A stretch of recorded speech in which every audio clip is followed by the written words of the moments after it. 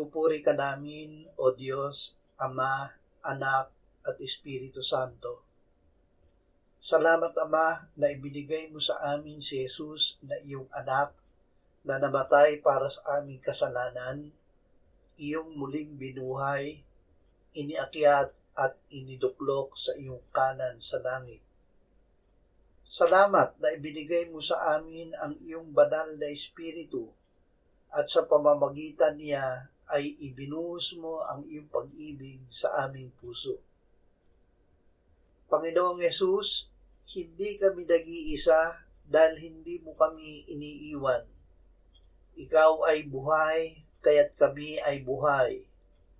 Ikaw ay nasa Ama at kami ay nasa iyo at ikaw ay nasa amin.